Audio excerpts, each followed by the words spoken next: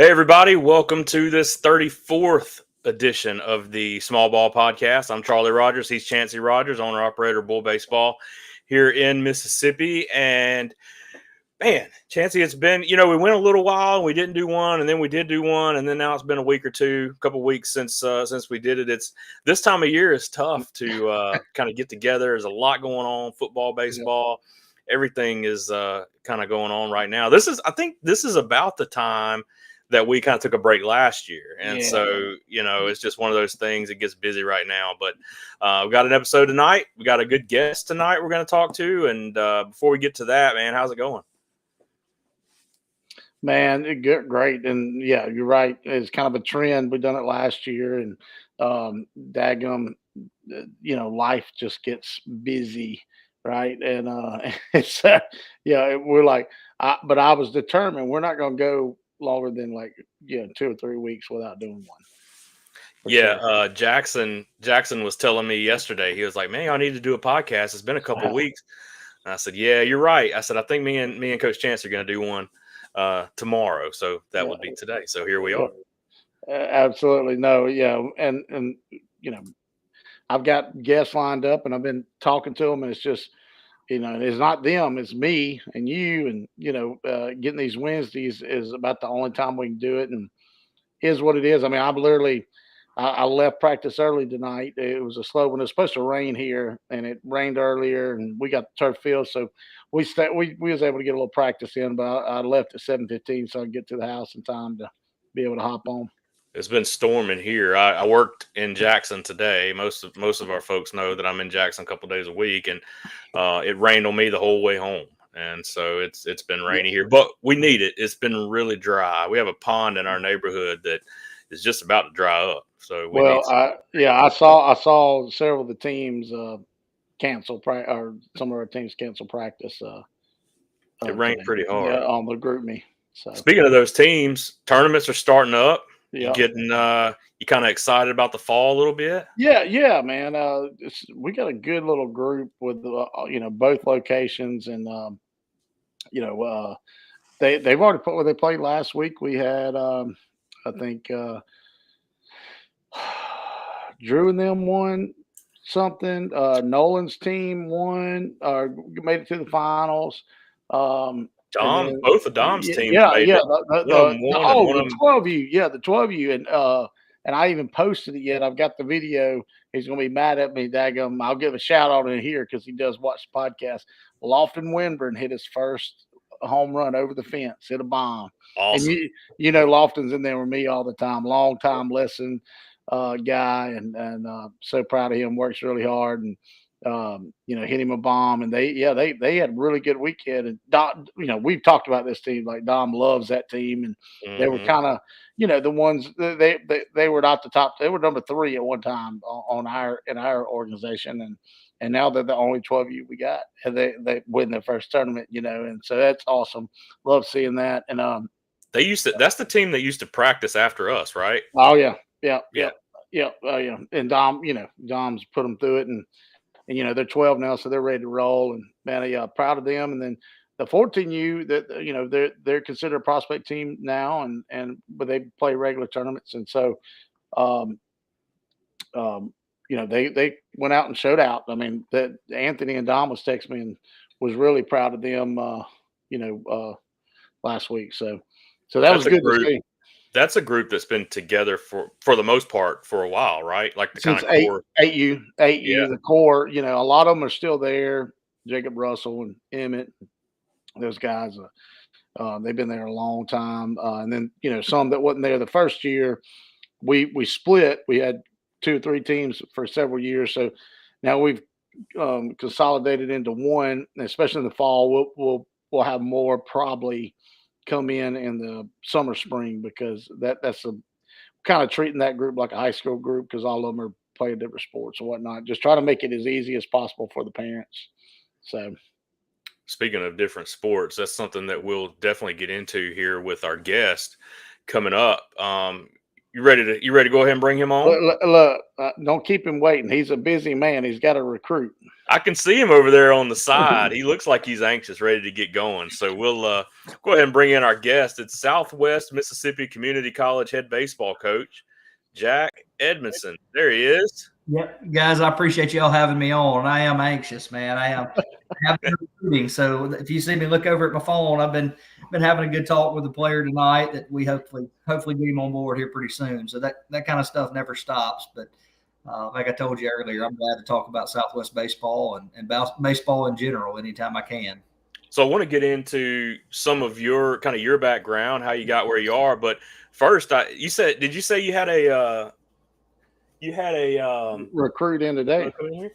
You said you had Jackson's in here, but he didn't want to come get on camera.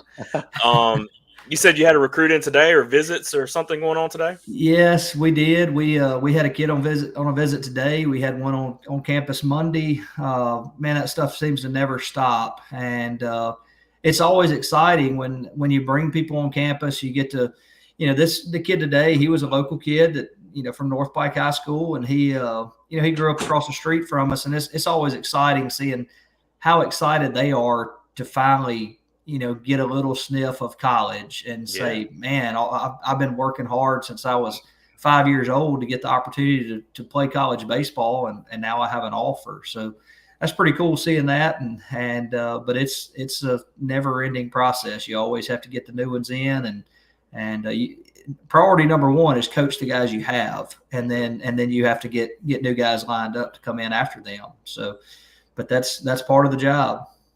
I've got a million questions, and I know Chancey does too. But just kind of talk about yourself a little bit. Okay. I was reading from Louisville. Yep.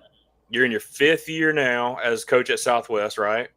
I am. You've kind of been all over the state, right? So talk to us about how you got where you are. All right. Well, I guess I first better go ahead and mention this. I'm actually from Nanawoya. Which is right outside of Louisville. Yes, and I know Nanawoya and Louisville folks will jump your butt if you get that wrong. So that's right. I know I wouldn't be doing my hometown any. I'd be doing them a disservice if I didn't mention that. I'm proud to be from there. But you ever eat at the buffet over at the lake? I do. Yep, I went there with my family, with my mom, probably about a month and a half ago, and that's the first time I've been there in a long time, but we actually did eat there on Sunday after church a couple weeks ago. So we got a campus. My work has a campus up there, and so anytime I have to go up there, we go over there to the lake. Lake Tiacata. Yep, that's right. Yeah, that's right. We had our first experience of that a few weeks ago as well. Did you? Yeah. We were looking for something to do, and Allie said, "Hey, you want to go there? They have lunch." And I've seen it, and I've seen some people post about it. I didn't think nothing about it. And dude, it's like a time warp, like so much nostalgia and something. Like I felt so, like I felt like I was 7 years old again, and in my hometown. But I'm not from there, but I felt like it, like it was like 1989 or something. It's what it feels like. You got to kick the ducks out of the way. You got to kick the ducks out of the way to get to the door. That's go out right. on that pier. If you walk out on that little pier and you look down, you'll see some huge fish in there. They come right over that pier. Yep. Oh yeah, we were jumping off, and I mean I saw a few bass. And I was like, "That's a bass." So it was a bass swimming by me. Yeah, they're just so used to it. But yeah, it was odd. It was odd, but it was really cool. That it was like for us, it felt like in the middle of nowhere, and for us something to do from start. Yeah. Anyway, I sidetracked you, man. Just so you're from Nanawoya. Yeah, that's right. I'm going to pretty much food with me, man. Hey, I'm with you. So I'll kind of give you all a spiel that I give every player that comes on campus. That's one of the first things we do is we tell all of our coaches, we tell who we are, where we're from, where we've been, and all that stuff. But I went to Nanawoya, and then I went to East Central, played 2 years there under Coach Holloman, who's still the head coach there now. Had 2 good years there, and then went on and played at Mississippi Valley my junior year.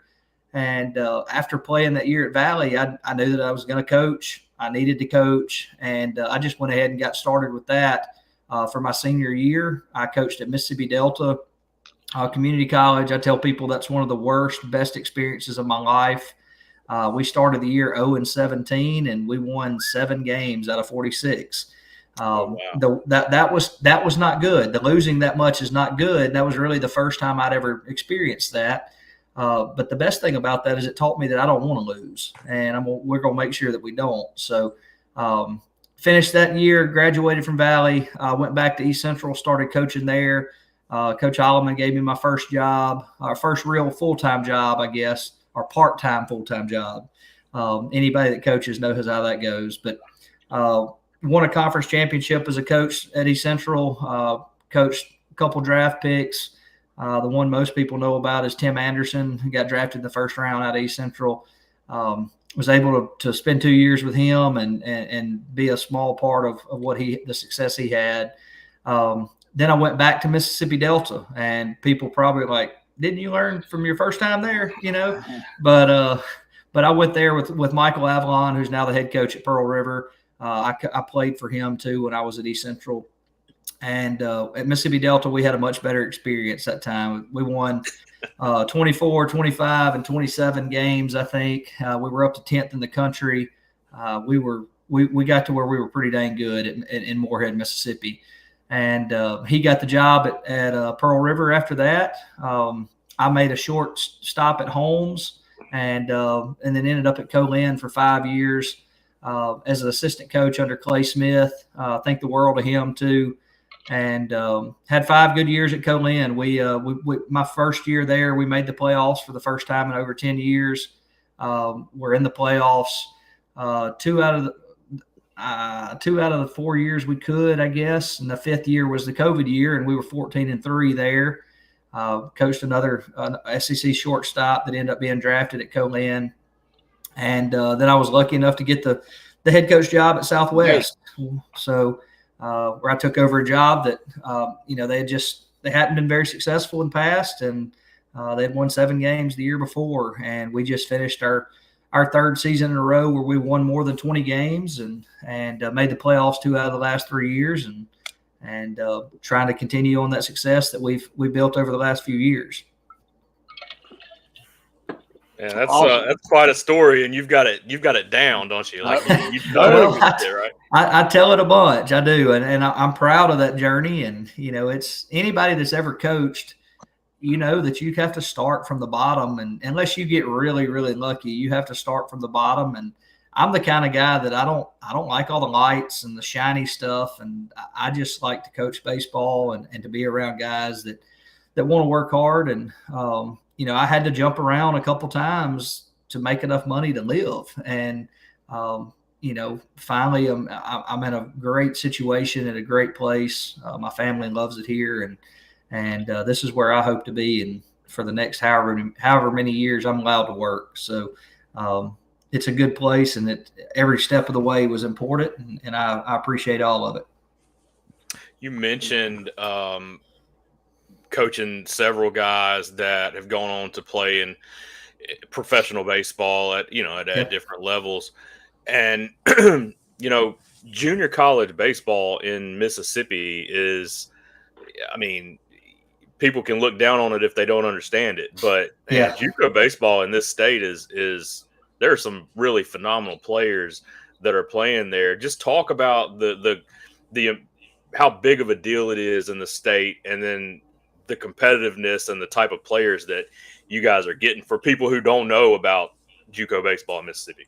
Yeah, it's a big deal. And JUCO baseball anywhere is good, but Mississippi, I think, is one of the best conferences in the country. And, I had a guy a couple of years ago that said, "Hey man, he's for sure good enough to play JUCO." And I said, "Well, how long has it been since you've seen a JUCO baseball game?" And he said, "Man, it's probably been the early 2000s. I said, "Man, come on out and watch us play. Come watch us play. And then if you still think your guy can play for us, then we'll talk about it then." But, it's a hidden gem in Mississippi. It really is. If you go to any of the stadiums, any of the campuses, and you look at the baseball facilities in Mississippi, they're unbelievable. Just the pride that's taken by all the coaches and the administration and the players. It's a really special thing.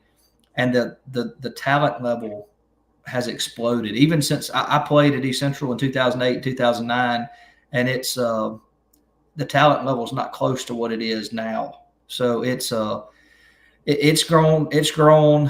Coaches are working extremely hard. When I played, in that time, nobody got recruited until spring of their senior year, pretty much. And now it's everybody's hurrying and hurrying too much, in my opinion, to get guys committed and get them on campus and get them locked in.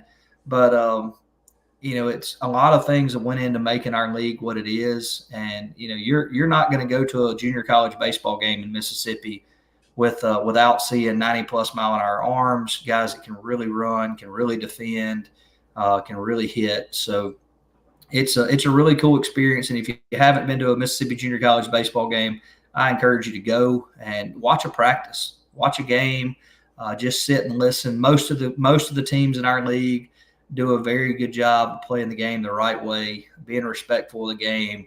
And that's something I'm proud to say, about our whole league. So there's a lot of good people that are coaching in our league. Chancey, you played JUCO baseball in Mississippi, and I mean, that was 100 years ago, but you did it. And Chancey and I are very close to the same age. And you see a lot of JUCO baseball now with your guys that play, guys you've done lessons with, guys you've coached, that kind of stuff. Have you noticed a difference, Chancey, in the level of competition, the level of player since you played? I'm gonna answer this question, then I got to backtrack and give some story on Jack. But absolutely. So this week, last week, I saw Jack last week. They came up to Duty Noble and had a fall series here, and played against East Central. And who else was here? Shelton State. Shelton State. That's right. Yep. And man, they were getting after it. It was fun. Had a couple players on each side of the field. Kellen Garcia from Summerall, and who else is over at East Central that I saw? Kellen and went blank. But for Jack, I had Dom Smith. He played with us back. He's a North Pike kid, and man, got to see him throw. And Jack told me, man, he's got a chance to throw 100. And I understand he is massive. He was big when he played for us, but good Lord, he looked big. And Drew Swan from Purvis played for us, and Drew got after. I got to see him play first and make a great play. They ended up tying right there. I stayed till late and made a great little play. Second baseman made a great play, and on the run, forehand side in the grass, had to turn his hips, threw a pick up the line. Drew picked it, no hesitation, wasn't worried about running over him, showed that toughness, and that was cool to see. And I'm sitting right there just watching it, and man, they're getting after it. This is a daggone fall series, and it's like a playoff game. Then I go Monday, Jack, and I stay for Pearl River Jones. Oh my God. Dude, I thought they were going to brawl there. I was like, I don't even need to play each other in the fall. That's the cat fight, man. So the parents and stuff. It was. I was like, y'all act like this is a regional. I mean, it was. I mean, and really good baseball, really good arms. The pitching to me is really, and of course that just ticks up the position players. But we would see an arm like they're seeing on a regular basis. Like 1 out of 8 games we play, they're seeing it every game. And probably Jack can tell you that too. And of course the baseball's become that, right? Everybody's so hard, and everybody's got the resources too, and everybody's got the science and the technology, and like, hey, there's no reason you shouldn't throw hard. You got to do. Here's what you got to do. Let's get stronger. We're gonna get you to throw as hard as you can, and so you see that velo. But then also you just see talent. I mean, the high school teams are just better, and I think you got more better players to choose from. And then also back when I played, we had districts. They don't have districts anymore, and Jack probably can tag on that. But before you do, let me back everything up. So during all that time, I met Jack when he's at Colin, when he spends 5 years there. And hold on, I'm sending you something too, Charlie. I was in the middle of something, but while you're doing that, let me say this real quick. I got a Facebook comment from Miss Jessica Jones, and she said that that her son that they love Southwest. Braden Jones. He went on to play at Yeah. Delta State. Oh, but Braden's one of my former players. You know Braden too? Okay, yeah. So Yes. she said they love Southwest and they love Coach Ed. So Jessica works with me. Okay, awesome. Yeah.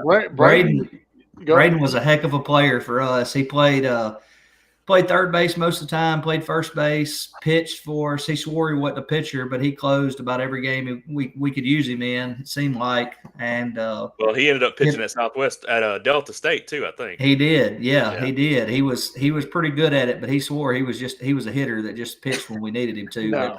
But he that Jugger had some juice, and I think he hit 5 home runs in 1 week his sophomore year. And he was wanting to go to Delta State bad, and their coach was there, and I'd been telling him about him, and he hit 3 home runs in a day. And I went over, I said, hey, y'all gonna offer him or what? What else do you need to see? Yeah. So he I was proud of Braden. He grew a lot with us, and thankful for that family. So yeah, I'll get back to I'm gonna get my Jack story in, but yeah, go ahead. While we're Braden, I gotta talk about Braden. I gotta talk about Braden now. So no, Braden's my boy. So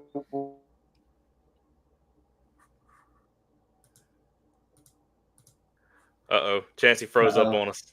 That story can't come out, can it? He ain't gonna get to tell it. He'll unfreeze in just a second. Yeah, I may not want him to tell that story. He's on that Starkville Wi-Fi, Yeah. I'm just upstairs now. All right, start over, man. Start over with your story, your Braden story. Jones. All right, Braden Jones. So Braden was like 8th grade. He would come up from Stone County. That's when I was at 59 with Matt. And he'd come up late and would do lessons. And he was one of them like soft, slow moving. And I told him, I said, bro, the swing got gorgeous. It was just everything was slow. Yeah. And hands were slow, everything. And I was like, look, if you get big, this thing's going to be dangerous. And I was like, man, when you get working out, when you get in high school, like sell out to that weight room, because he's already kind of like thicker. He was just kind of soft. Yeah. And he did, and it was like this slow progression. And he played for 59 with me and Matt. And Matt, I'd give Matt Miller the credit on making him pitch. He was like, because he was one of them kids just done everything right. In fact, when his sophomore year, I'd done a thing at Jones. It was the only time I've ever done this. It was a Defenders Academy showcase. So I wanted to create this thing because my buddy was doing it in St. Louis with catchers, where it's like catchers only showcase. I want to do it infielders only showcase. I had Dakota from Purvis. I had Jesse Johnson from Purvis. I had Braden, and it was a lot of like good infielders that went on to play college ball. But Braden was a sophomore, and I scored those kids like 1 to 5 and gave him like a rating. He was the highest rated infielder that I had. The reason was because he done everything right. He wasn't really fast or didn't have a great arm at the time, but it was slowly doing. But then by the time he was senior year, it was coming. And I even talked to Jack about it. I was like, and I think you text me like, because he played for 59, and then I think he went on to the Knights. He might have went back to East Coast. He was an East Coast kid. I don't know. It doesn't matter. But he kept doing lessons, and great family, just complete support. And like, if anybody, and I talk to kids all the time about taking advantage of that and don't take it for granted, when you got super support and they'll take you and pay for whatever, that kid took advantage of it and he became a great player. He was a lot better than what he would have ended up being, no doubt. And when he got to Southwest, he got massive. Yeah. Y'all feeding them good over there, because I had a couple of them that's done this, but I was so proud. I was following him, as his career there with y'all, and I was like, man, he's going to get to go somewhere, Yeah. And I was so pumped for that. Yeah, great folks. So love Braden. She commented that she loved Chancey too, but she's actually told me that before. Great people. You can't beat them. My wife's worked with them in Stone County. So anyway, back to Jack. Back in let's see, I think it was 2019 maybe. I was with 59. Colin was having a showcase, and we sent Hunter Estes. I think he's been on the podcast. Has Hunter been on the podcast, Charlie? Remember? No. All right. Well, Hunter, one of my longtime guys, and he's my boy to this day. He's working at Pine Belt Chevrolet, I think now. He's one of these kids. He threw 68 miles an hour. He was a catcher that had a terrible arm, weak as dog dirt, and but had a good swing. Was a competitor, great kid, going to work harder than everybody, and all this stuff. And he shows up, and I don't even have Jack's number. I message him. We've talked a little bit on Facebook. He knew, I had some players, and he messaged me. I don't know if he wants me to share this, but he was like, "What do you do with this kid?" And I said, "Well, I'd put 25 pounds on him and throw him at first, and let him keep that swing and see if it don't get some power." And he said, "Well, he just got to hit a couple balls off the ball. His swing looks pretty good." And he was like, "What's his ACT?" And I was like, 27. He said, "Hold on." he offered him right there. And this was a kid that, chances are he's not going to play college baseball. He wasn't good, and he'll tell you that. I love him to death. He just was not that good, but he worked really hard, got into a body, got over there at Colin, ended up playing really 6 years of baseball, I think, because COVID. Went to Belhaven after that. But since then, Jack has been a message away. He's one of them coaches that, he knows to keep guys like me that's going to be around players. He's not going to blow me off, and because I tell the truth for one thing. But also, hey, if I got a player, at least take a look at him for me, and he's gave more players a chance than anybody since I've been doing this for 13 years, between Colin and Southwest over the years. So, big fan of Jack Edmonsen, and so cool to have him on here. I had to get that all out before we started going into these other rabbit holes. And here's Nolan. Nolan. Well, that's good to know, because I got a 13 coming up. So if Chancey texts you or call you about mine, you make sure you take that call.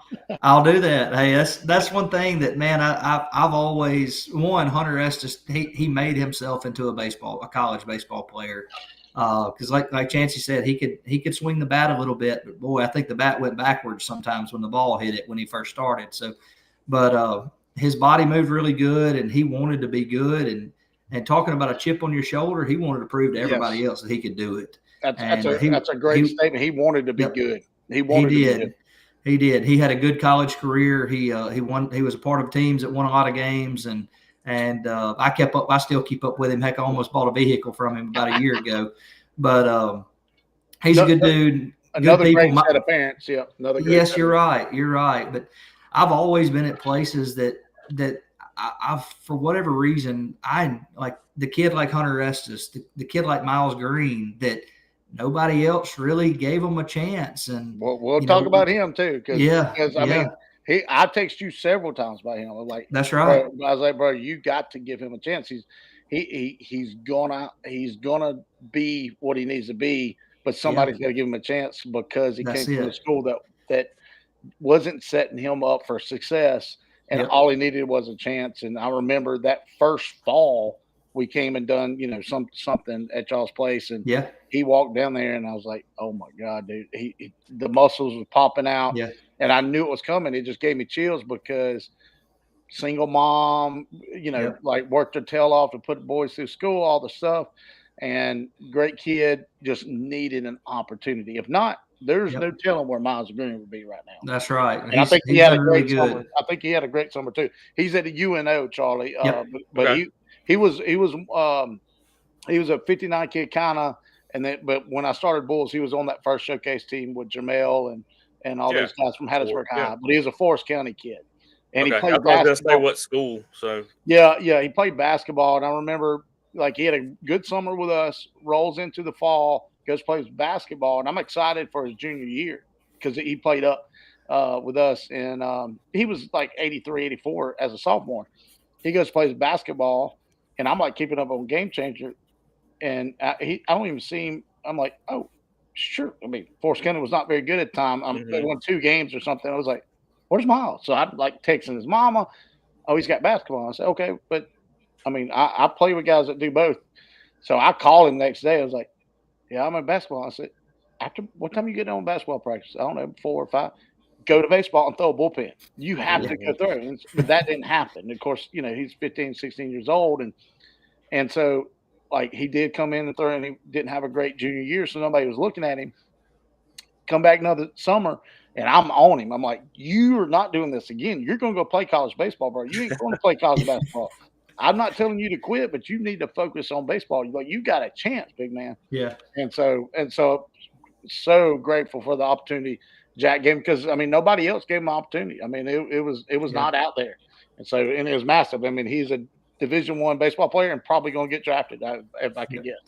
He's got a really good breaking ball. That thing's going to get him open a lot of doors for him, and he grew up a bunch with us, and he needed to. It's just like you said, he had opportunity to do other things in life, and he made good decisions when he was with us, and it got him a good opportunity that he's going to end up with a good degree, and they won a championship last year at UNO, and he's going to have a chance to compete for another one this year. So that's something he'll always have, and I'm proud of him too, man. Really proud of him. I want to use him as a segue because one of the things that Chancey and I talked about in all of the pre-show prep that we did, which was about a minute and a half, 2 minutes, we prepped on this thing. We talked about, one of the questions that we wanted to ask you is kind of, we talked about him being a multi-sport athlete. What are you looking for?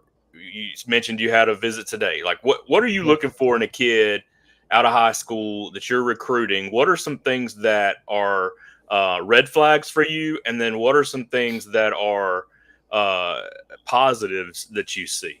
Because again, obviously every kid that's you're recruiting can play baseball, right? So what are some of the other things that you're looking for in a high school kid? Well, the biggest thing is athleticism, and regardless of the position, we want guys that are athletic. And that can look different ways, it's one, when people walk up, I want to know what they look like, and to be completely honest, if they look like me, I probably look for somebody else. I want the guy that's big and muscles and all that stuff. I want all the stuff I want guys that look like a big leaguer, but in reality, not everybody's going to look like that. So I take pride in looking for what people can do instead of what they can't do. And I think that's something where I don't know anything. I'm the head baseball coach at Southwest Mississippi, but so I'm not the manager for the Braves, but I think that's where some people mess it up, and they look for reasons why people can't help them and look for reasons why people can't do things. And I try to find out what they can do and if that fits our program. So our offense is different than a lot of people. We stole over 200 bases last year. So with that being said, we don't recruit a bunch of first basemen. We don't recruit a bunch of big old slugs. We recruit guys that can run and that can move. And we had a meeting with a guy today that he runs a 6'7" and he's 5'10", and we don't know where he's going to play. He may play first base because he's swinging the bat. Mm-hmm. And our first baseman may have 20 stolen bases. And we also play in the biggest ballpark in the state. So we're not going to lead the country in home runs. We're not going to try to. So we try to find guys that fit the mold for our program. We want good people in our program that are willing to work hard. And, we try to find really good players, but it's not always about the best player. It's about the best fit for our program. And if our program is the best fit for that player. So, like I said, there's a lot of times where people recruit players, and, us coaches, we talk sometimes and like, hey, what do you think about this guy? And like, there's a lot of times I say, hey man, good player, but not really for our program. And I have to tell coaches that sometimes. Like, coaches say, man, I'm telling you, he's good enough to play in college baseball. And I'm like, I agree, but he's not the right fit for Southwest. And that's something that's also difficult because we can really like a player, really like them, think they've got a lot of ability, but if they just don't fit, they just don't fit. But so from the position player side of it, we want athleticism. We love people that can play multiple positions to where we can put the most runs in the lineup is the way we try to say it. So if we've got two guys at shortstop that are playing really good, one of them can play second, one of them can play center, one of them can play third. We want both of them to have an opportunity to score runs for us.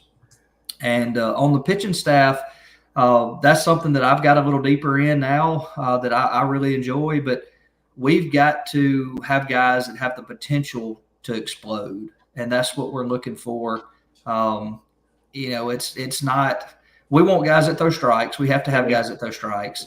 But we also – if we only get 80-mile-an-hour righties just because they throw strikes and they're 5'9", yeah, they'll throw strikes, but they're not going to win any games. So, the guy that right now in our program is that comes to mind is Matt Newman. He's from Brookhaven Academy.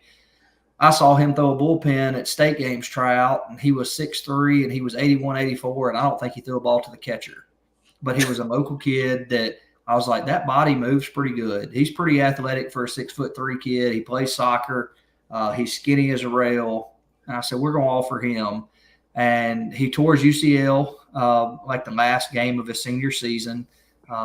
And so he redshirted for us last year. And now we look up and he's 6'6". He's 210 pounds.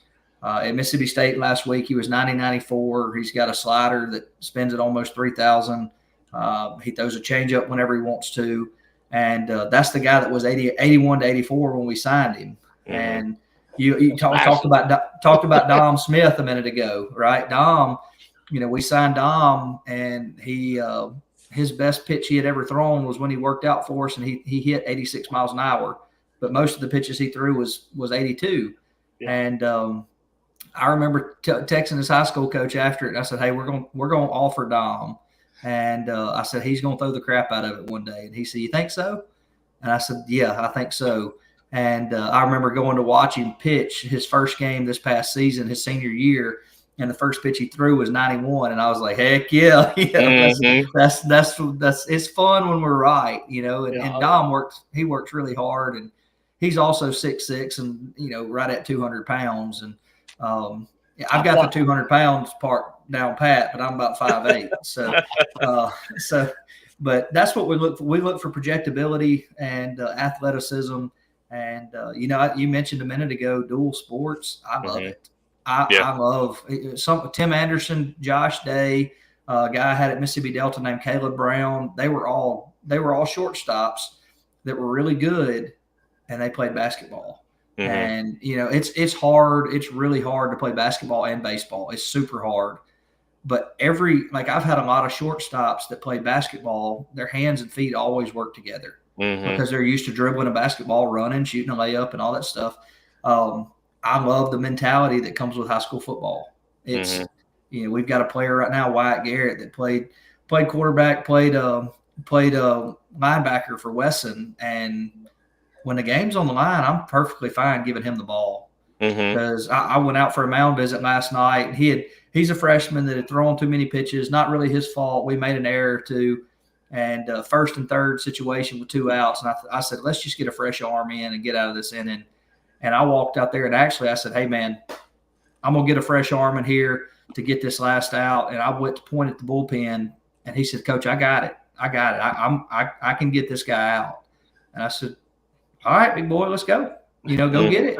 And he got the guy out. So that stuff, and not to say you can't have that mentality if you're not a football player, you can, and that's great. But I love the dual sport athletes in high school that they've experienced different things, and they've got, the football coach that yells in your face, they don't care. So a lot of times a guy that's just played baseball, if you raise your voice to tell them to move positions, like, hey, shade the line, oh, coach yelled at me, so it's some of that you get that in a football player, they just hear you talking to them, so, but it's, things like that are important, and we try to look for, and when we go watch a player play, that's some of the stuff we see is like, what do you do when you fail? How do you react to the coach coming over to you and correcting you on something? And that's the little things that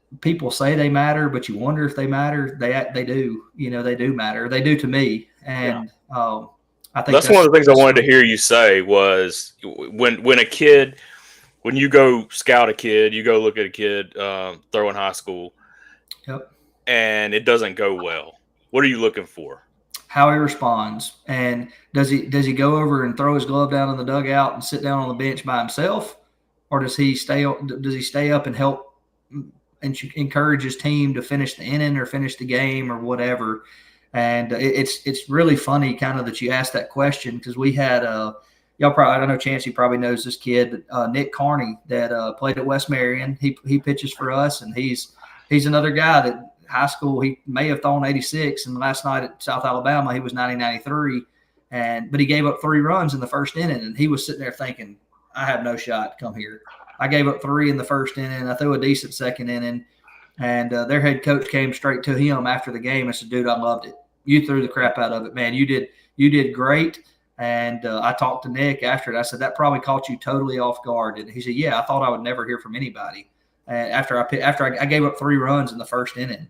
And I said, dude, it doesn't that's why it's important to maintain your composure and to go back out the second inning and put up a 0. And because coaches care about that stuff, because they know there's more players that you go watch that do bad than do good. You know, a lot of times you have to, like I said, you have to look for what they can do for you instead of what they did wrong. So it's cool to see those situations too. Because especially as a pitcher, it's there are going to be days where it doesn't go well, and so That's right. you know, and so I just was wondering kind of what you're looking for when you do go see a kid that, you know, it just doesn't go well. He goes 0 for 4, or he you know, walks a few or whatever. You know, Yep. I don't know why this picture is sideways, but it was upright, but that's Don Smith. Yeah. So Kellen's probably about 6 foot, 5'11", 6 foot. So you see how massive Don Smith is. Dom's 6'6" for sure. I remember his physical the other day. He's what we call a unit. Yeah, so. Absolutely. Well, I mean, at 15 when he got off the bus, Jack, you know, we had him, Mike Akuda, and a kid that nobody. He was another one that you didn't even take a chance on, but he gave up. Is Adrian Palmer. He's from Walnut Attendance Center or something, like smaller than a 1A. I mean, just really. Had 10 people in his class. Wow. Up by in Walnut, up by Oxford, kind of. It's up there somewhere. We played them in high school, I think, in a playoff game or something. It's the middle of nowhere. He would drive 2 hours to 3 hours all the time, and he showed up. And he's 6'5". And athletic. I mean, I say that he's 6'5". He runs a 7 flat, but it looks like he's running 6'6". You know, I mean, it just looks it. And of course, if my Dom Griffith, he's a big fan of Adrian Palmer. He might be one of those kids like we talk into going to try out next. You know, because, and we'll talk about this. You know, you have a lot of. Sometimes either transfer portal or whatever happens, you lose and you need somebody in January. I have coaches reach out to me. It's like, hey, I need a guy to come in January and play. And you'll see them on like field level and stuff. Coaches in small colleges that whatever happened, heck, some kids quit. I need a guy. You know, it's not like I can pull a senior, you know, from somewhere. And so, you know, guys like that get discovered, and I'm sure there's Cinderella stories like that. But we had those 3. They'd get off the bus in a sense and would show up, and they're like, "Daggone," you know. And but all 3 of them didn't know what they were doing, but they looked good, you know. But that was a start. That's where, you know, and that's what I love about what we do. We kind of start that process of like, all right, here's that exposure of like, you're the best player at your little bitty school or whatever, but you got a lot to learn. And if you want to go play college baseball, here's the start, you know. And then, you know, we see just a slight little bit like what you're talking about, if it's just how you react or some body movements or just anything or just some leadership that's impressive, that it gets your attention. Whatever it is, it gives them an opportunity to go play. And then you got to take advantage of that opportunity.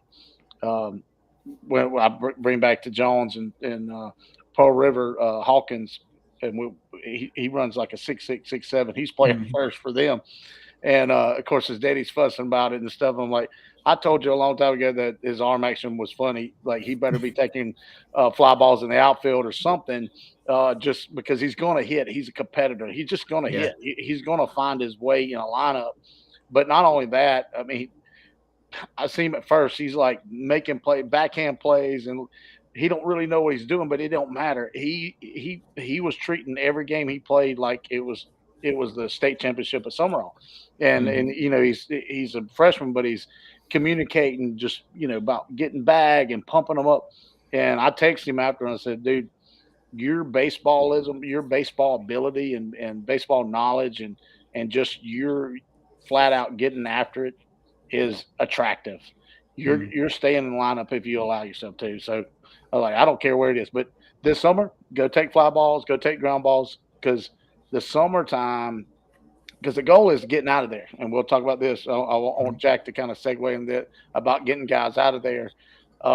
The summertime, and I know Miles Green took advantage of it. He went out off and played, but that's a big deal for these guys, and not everybody does it. Of course, money is an issue. Just pure dedication is an issue. I know, but talk about that. Like, talk about your guys leaving the spring and going to play in the summer and trying to better on some certain things and to get out of there, to get out of Southwest. Yeah, well, we tell them we're up front with all of our guys that come in. Hey, we want Southwest to not be the end goal. We want you to have another place after here that you want to play, but you're going to help us win, and we're going to help you get better along the way. But we encourage all of our guys to go play summer ball, and it's every year we have the same old coach. I think I'm just going to get in the weight room and try to gain weight and try to get stronger. And I'm like, yeah, we've been doing that all year and playing baseball at the same time. What's the difference? So we want them to go. And a lot of times I tell guys, look, you need to go learn how to wash your own clothes. And that's the reason I tell them. And we're lucky in baseball. We get a lot of players that come from 2-parent houses. They have mom and dad at home. They have people doing things for them all the time. And I'm thankful for this, but a lot of our guys are spoiled rotten when it comes to a lot of stuff. and I say it joking like that, but they're right. they have parents that love them and take care of them. But they're also 18, 19-year-old young men that need to figure out how to wash their own clothes. So I talked Clint Stevens from Brookhaven High into going to Myrtle Beach for the summer a couple years ago. And he called me and said, Coach Ed, I remember going to the site, and they told me that my apartment was across town in Myrtle Beach, and I didn't have a vehicle there, and I just grabbed my 2 bags and started walking across Myrtle Beach. And I thought, what the heck did Coach Ed get me into? What am I going to do? And he said, I'm living with 4 guys that I don't know this summer. I don't know what's fixing to happen. He said, I walked in the door, and about 10 minutes later, I realized that they're baseball dudes just like me, and everything was fun. And it was the best summer of my life, is what he told me. And he hit right at 200 as a freshman, and he came back in the COVID year, and he was hitting 435 when season shut down. And there is a lot to be said about just maturing and just going and being uncomfortable somewhere and getting extra reps. There's a lot of value in going to play summer ball at places, and most of the time, the farther you go away, the cheaper the league is. Yeah. Like you met Miles. We talked about him, like going I know he went to the Appalachian League a couple years ago. I think that's what it was.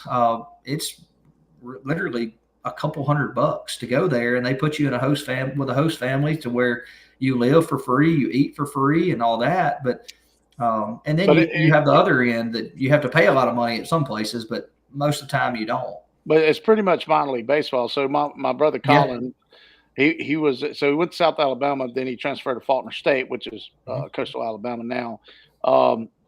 But that's where I didn't even know like that's what you did until he did it, and he went up to Wisconsin and played for the Raptors, and it was like a beer league, and they're like they get free beer if you strike out. It's minor league, and and he'll tell you to this day that prepared him for pro ball.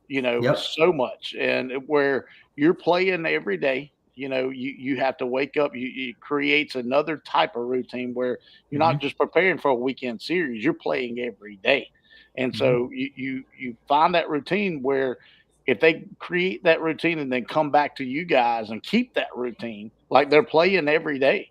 Think if you had 10 guys go do that and come back and even though you don't have a game, y'all are scrimmaging or have practice, but they're preparing for that scrimmage or practice just like they were during the summer.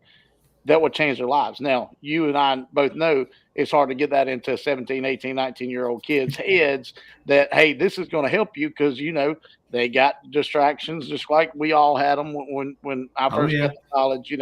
I was worried about who was leaving a note on my car, and hang out at Sports Rock, half the time. But yeah, we can't help but just root for them and show them and give them the guidance, and that's pretty cool. So do you have like connections with some of those leagues, or you just kind of look them up and tell them, or what?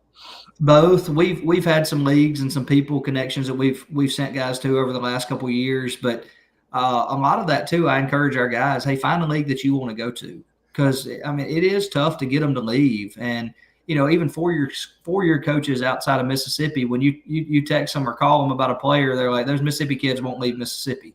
And you're like, well, that's the first step is, hey, go for the summer, go for a month or 2 months and get your feet wet somewhere else. And then when a school 2 states over calls you and offers you a full ride, it's not a big deal. Right. It's not a big deal. So, yeah. Because we're in Mississippi. About that. Yeah. Everybody wants to play at Ole Miss, Mississippi State, and Southern Miss, but they can't take everybody. Yeah. So it's just there's you can't do it. So you got to go somewhere else too. I've talked about it. I'll talk about it on the full scale. Obviously Mississippi JUCO we're the best JUCO in the nation. We're the SEC. Bottom line. Yep. And then you add in Delta State, and then you add in William Carey. William Carey's won more games than anybody. Yeah, that's right. You can't just like, I'm gonna go to Carey. I'm gonna walk on to Carey. No, you can't just do that. You just can't. They're very good. All right. That's right. And then of course, we've got 3 of the best D1 schools that a state could possibly have. Yeah. It is hard. So I beg players to look. And one reason is on a personal end, I wish I did. I wish, I wish I would have. I didn't know there was anything else. I thought my option, because I went to William Carey and quit because I hated it. It was just the group that came in just wasn't my, like, they didn't stay after and hit. They stayed after and done other stuff, but it wasn't my atmosphere. And I ended up moving to Nashville, Tennessee to do music stuff. There's plenty of colleges around there. I could have played baseball at Lipscomb College. I could have went and played. They were terrible, but I could have went and played there. And I would love the world is a lot smaller now. Yeah. Oh, yeah. You learn. So I tell players, hey, go research. Like you're telling them, hey, go find out. Like, look up those leagues. You're able to look them up. And one story I tell all the time, a kid that you coached against, Alec Hardy. He was at Gulf Coast. Yep. I recruited Alec a little bit. Yep. He, I remember. It wasn't you. I think you were at Colin. Mm-hmm. He was a sophomore, maybe junior. Me and Matt were in Atlanta, and Alec had a good little day in Atlanta. And Southwest was weird because we're in Atlanta and we're like getting him and I'll think of this kid's name in a minute, but Scoop. I don't know. It was an odd name. I think he went to what's Laurel's? He went to Laurel's, a private school. It's really small. Laurel Christian. Yeah, he was like nobody knew who it was, but he showed up and he was like 6'3" and he threw like 82, but had a really good curveball. He's like, hey, you might go play college, dude. You look good. So anyway, Alec was there and he was playing second and short and like doing everything right. He's just one of those kids. That's what he was. And I told him, I was like, because his hands are like so small. Like I told him when he's 13, you're going to have to work your butt off if you want to go play college. You're not going to be bigger than anybody else. You're not going to have the best arm. You're not going to hit it further. You're going to be one of them that has to work. And he just wanted to. And guess what? I said, you're going to have to look outside the state. He went to Union University. I won't ever forget that text. And he sent me a long one after he accepted the offer. But he texted me and said, Coach, I went up to this school on a visit. What you think? Sent me a link, and I pulled it up. It was beautiful, gorgeous. I said, man, this looks cool. I was like, in that part of Tennessee, it's cool. And I was like, yeah, heck yeah, dude, proud of you, A couple days later, I accept the offer. He sent me a long text and thanking me for telling, like, hey, open up the door somewhere, figure it out. He ends up being the dude up there. I think he was like literally Mr. Union University, him and his girlfriend. Now he's coaching. Yeah. So you might be hiring him one day. But his wife's coaching at or not his wife, his girlfriend, soon to be wife, I guess. They've been dating a while. Southeast Louisiana. Okay. Coach a softball. She's a softball player. So pretty cool story there. But that was an example of like, hey, open up your horizon of like, if you want to keep playing baseball, there's schools out there for a lot of those kids. Yep. You mentioned extra reps. We're talking about going and playing some of these leagues, extra reps, preparing yourself to get out of there. I want to talk a little bit about, kind of right now. It's fall season right now. Technically off season from baseball, but what does the fall, you were just talking about, you guys were playing some scrimmage games, playing some, stuff like that. What does fall look like for a college baseball player? It looks like a lot of worn out freshmen is what it looks like right now. So the sophomores, their second time around, they handle it a lot better, but it's a lot. We called in 4 or 5 guys today and talked to them and said, look, man, hey, I know where you are. You're exhausted for one, and you don't know why, because it's like, hey, I've played baseball before, but they're in a brand new dorm. They're at a brand new school. They're around brand new people. They're still playing baseball, but it's all new to them. So just emotionally, they're fatigued. They're whooped, but they're learning how to push through that and try to be productive with it. But we practice 5 days a week. We're practicing or we're playing a game 5 days a week. There's weights 4 days a week. We lift on Sunday night, Tuesday night, Thursday morning, and Friday morning. And it's intense. We got home. We pulled on campus at 1 a.m. last night or this morning. And the only thing I told them when the bus pulled up is, you better be in class tomorrow morning, and I'll let you know what time we're doing anything tomorrow. And we had weights at 3:00. And, a lot of people think, well, they played last night, so they'll probably just go in the weight room and they'll just do some stretching. No, the first thing on the list was 5 sets of 5 on squat. Today was a heavy lower and a hip mobility day in the weight room. And and I sent that to our 2026 commits. I sent the picture of the workout because they are always asking, hey, what are you doing in the weight room? What are y'all doing right now? So I sent that to them, and just so they know, hey, we played last night. We played 18 innings. The second game lasted 4.5 hours. We drove home 3 hours. We went to class, and then at 3:00 today, we're getting after it in the weight room. And it's so refreshing to see the way our guys do it, because your players do what you let them do and what's acceptable. And I was excited when I walked in the weight room today and I see everybody's shirt just drenched in sweat already after being in there 10 minutes, and they're laughing and they're having a good time with each other and just being a dude at baseball. And but they're putting weight on. They're slapping each other on the butt before they do the reps, and like they're getting after it with each other. And you would never know that we had a 12-hour day on the baseball field yesterday. And that's the best picture of college baseball that I can paint for you right there. It's a grind. People tell I tell this on visits a lot of time. People say, man, college baseball is a job, and they make it sound terrible. But I have a job and I love my job. Mm-hmm. So just because it's a job, college baseball is a job, but it's one that can be dang fun. And, that's the other part of it. I tell our guys all the time that we're going to be tough on you. We're going to push you, but we're going to be fair to you. And that's what we do every day. And pushing them looks different every way, every each day. So talking about Braden Jones earlier, one thing he learned at Southwest was not to get picked off on a hit and run. And it didn't take but one time for us to have a conversation in the dugout for him to know we do not get picked off on a hit and run anymore. But that's college baseball. You learn, and you have to learn real fast. But it's, we play 14 games. No, we're playing 18 games this fall. We have 9 dates. We play 8 of those dates at 4-year schools because we try to put our players in front of 4-year schools as much as we can.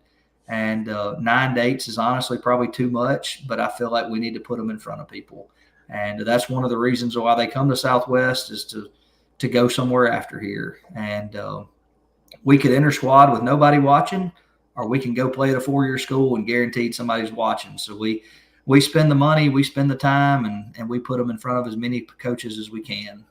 You say you're playing games right now, and obviously those games aren't the ones that count toward your record, in the spring. Yep.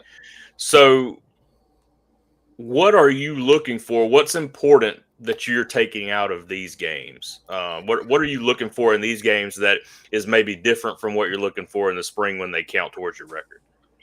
We're looking more for what they can do. Like I mentioned earlier, we put guys in situations, and like pitchers especially, if they're supposed to pitch the 6th inning, they pitch the 6th inning. It don't matter who's coming up to bat. It don't matter what the score is. The game, our first game yesterday, we lost by 7 runs, and we put a pitcher in that needed to pitch, and we were up in at the time, and I think he gave up 7 or 8 runs that inning, and he only threw about 35 pitches, which is a bunch in one inning, but that was his inning to pitch. And I told him, he gave up a home run, and I said out there to him, hey man, you're gonna figure out how to get out of this inning. I am not taking you out. You got one more out to get, and we're gonna get it.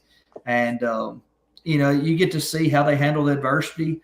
You get to see what situations they thrive in, and that way we put them in those situations and let them roll in the fall. And so it's more like a minor league feel where it is. The outcome of the game doesn't really matter a whole lot. You're just looking for a specific thing. You may go out there and throw only changeups today, or that's whatever. Right. Yep. Regardless of what happens, we're throwing changeups today. Yep. That's I mentioned Nick Carney earlier.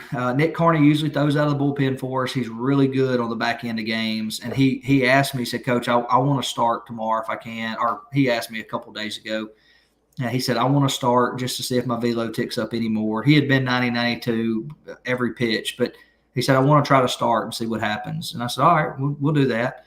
And like I said, he gave up 3 in the first inning, and I went out there and talked to him. I said, hey, what's going on? And he said, Coach, I want to throw more breaking balls. And I said, you want to start or you want to throw more breaking balls? Because if you want to start, you're going to have to get people out with your fastball.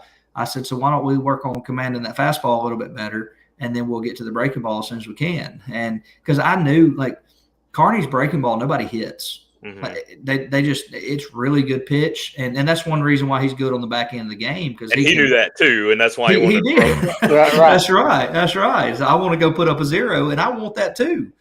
But the bigger picture is, unless you're starting, I knew that he was throwing 2 or 3 innings. We got to get through the first inning without throwing a breaking ball every pitch. So seeing them grow like that, and like that was probably an aha moment for Nick. We're like, yep, this is why. This is why I need to do this and be in the role I am. But figuring out what people can do and be successful at, that's going to help us in the spring. And I want to win the game. My team knows that. Our team knows that. They want to win the game. But it's a fine line that you have to balance there of win the game versus make sure you win games when it matters. And it's tough for me to do because I want to win the dang game. But I know that I need them to showcase what they can do, especially the sophomores. We had guys pitching last night that I wouldn't call this in the game in a spring game, but you've got 2 outs on 5 pitches and we haven't thrown a changeup yet, and this is your last out. So we're going to showcase that we can throw a changeup right now. We can throw a fastball in. We don't really have to, but we need to show that we can do it. So the people that are sitting in the stands watching you, they see that you can do it. Mm-hmm. So all that stuff goes into the fall. Who was down there with you? Was Reed State down there? Yes, Reed State was down there, and Gulf Coast. That's who we played yesterday. Okay, those 2. I've got 2 guys at Reed State. They were kind of, I really didn't know much about them. And I had a catcher from Taylorsville. Yep. Mm-hmm. And what's his name? Brody. Brady. Brady Quinn and then JoJo Flowers. JoJo, yep. Both of those players we were so dang close to recruiting, and we did recruit them, but we were so close to offering him, and our roster just didn't allow us to. But JoJo's played for me a long time. Quinn Yeah. came in for a year or two, but I actually coached him personally. I brought him in. So Drake Williamson from seminary, Yeah. he brought him with him. So I need a left-handed arm, and got to know his dad and stuff. I said, look, I've got a pretty good catcher because my catcher's JD Harvey, and but I was like, I need JD to pitch, so it'll work out. I need another catcher. Just at the time, they're 13, Jack. So but I mean, this team understand. Let's see. JD was a 2026, and all the rest of them was 25s.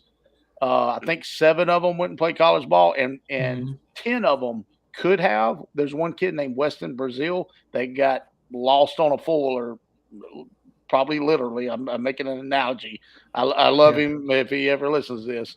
But at 13 and 14, he was a freaking dude. I mean, just a dude. Just got lost, girlfriend on a fuller or something. Probably. You know what I'm talking about. It's undefeated. Yep. Yeah. But that team was so like. That team was my group at 13 years of doing this. Like, all right, I'm going to make sure y'all are ready to go. And so it's cool seeing those guys. And of course, JoJo, man, JoJo was one of them. So his mama wouldn't pay for his summer. He worked for his summer. Hats off to Windward Lawns. He would write a check, and JoJo would work it off during the summer. Yeah. So you can't beat it, and it's going to play college baseball, man. I love those stories. I know we keep bringing it back, but it's so cool that you guys get to do that because we definitely didn't do it when we played. As far as the fall goes, and this is a man. I enjoyed last week, and I enjoyed seeing the guys up here Monday. I went and saw Cannon. Cannon was on that team. Cannon Turner from Purvis, and Cannon's been on the podcast. Yeah, he's been on the podcast, but I got to see him. He's officially a PO now too. Also, is he?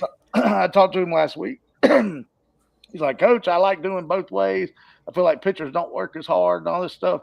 And I showed up, and Ethan Walker's dad, was like, "Yeah, they PO'd Cannon." I said, "I just talked to him," and his mom was like, came home, prayed about it. They told him pretty much the same thing I told him. I said, "Look, Cannon, you can do that all you want, but my opinion, you're not leaving there as a position player. You're going to leave there as a pitcher. I think they're just going to develop you, and you're going to be too good of a pitcher to hit." It's just bottom line, like a Paul Skeens type deal. Like Paul Skeens can smash, but he's way too good of a pitcher. So so I think it's coming. And he was 3 up, 3 down. So it was really good. I love seeing that, and different little stories. And Jack gets to live it all the time, and it's cool. You talk about like just hating kids like, hey, it's a job. One reason I do what I do is the only way I could have got into it because I definitely didn't want to coach high school. I should have just stayed with Coach Clays at Jones because he called me back. I done what you did. Like I left Cary and he was like, "Come coach," and I came and coached, and I was like, I don't want to go coach high school and have to drive a bus, and so I left and done my music thing. But this whole travel ball thing turned into craziness. I moved to St. Louis and saw how big it was, and I do enjoy it. Like what we talked about Winburn earlier, hitting a home run. I love seeing a 12-year-old get their success that didn't make the team at 7. That wasn't very good at 7. Almost the same thing. I've got more years with them, and it's a blessing. And of course, when they get to go to you and develop and change their lives. I mean, Miles Green, you said it earlier, like nobody can take it away from him. I say that all the time. He's gonna. It doesn't matter if he gets drafted or not.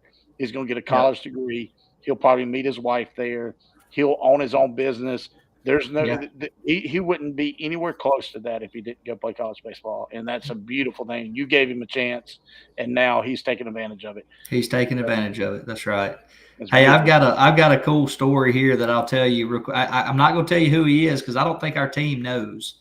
But we have a player on our team right now that did not make his college baseball team.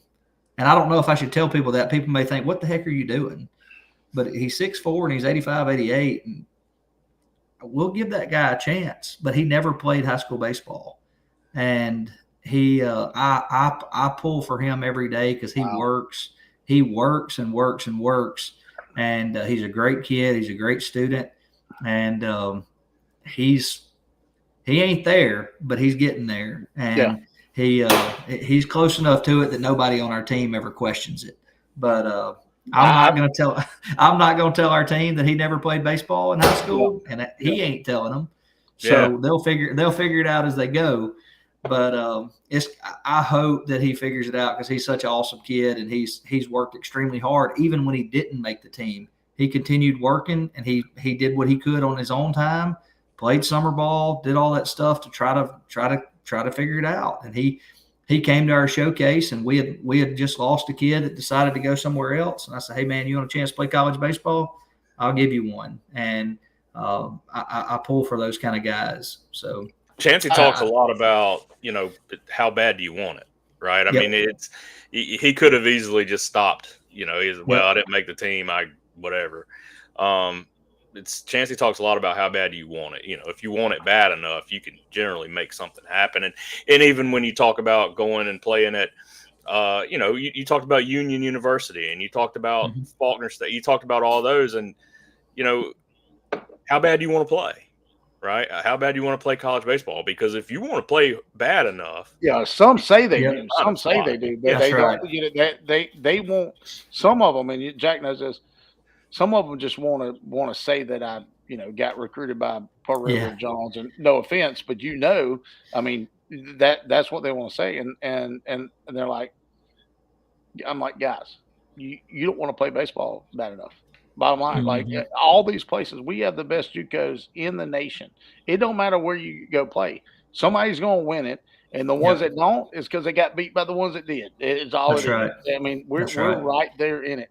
And I told somebody after that Jones Pearl River fall game, I was like, if they had the media coverage, if they would just hire some interns or something that like State and some of these guys do, and y'all get this stuff on social media, dude, you'd pack the house on some of these games. I mean, y'all's in East Central's game was like that. That was a really good. I mean, East Central was in the running to win it last year, and y'all are out there just giving them everything they wanted, and like I would go watch that, but if you create some social media stuff with that, especially how Jones Paul River, but I was like, man, that's so entertaining. I loved it being there, and I'm gonna put a throw out there.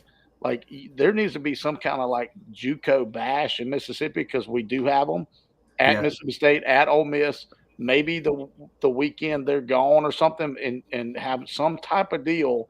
But the problem is just having enough people there to run it, because they're going to be gone playing somewhere. Right. But man, how cool is that? Pack a stadium out, bring some schools in from Tennessee, because usually they're coming down anyway early in the year. Right, they do. Yes, and you got Jeffco. When I was in Missouri, Jeffco, one of the better JUCOs in the nation too, right?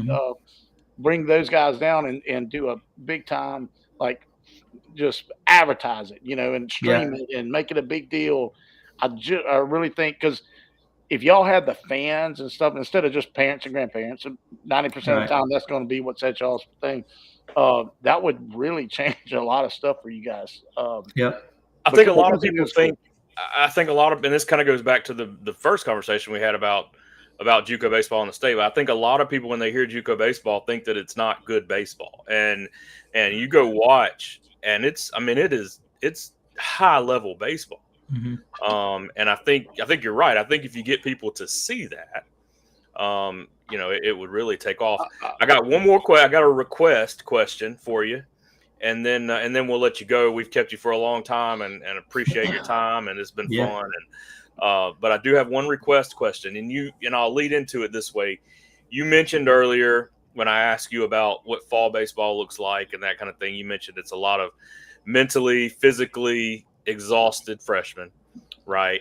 And then on top of that, sometimes I know at JUCOs you got guys who are sometimes disappointed that they didn't get the offers they wanted, that they didn't make the teams they wanted, they didn't get drafted, whatever. So there's a lot of the mental aspect, and now you've got sports psychology, you've got more mental health resources and things like that. Just what are your thoughts on sports psych, mental health in sports, that kind of thing?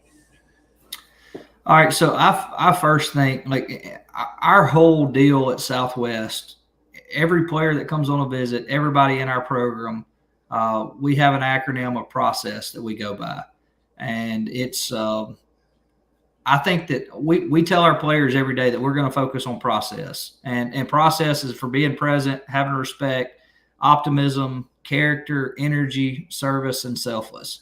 In our program, that's what we focus on because like baseball's hard. I know that, you know that, everybody that ever played the game knows baseball's hard.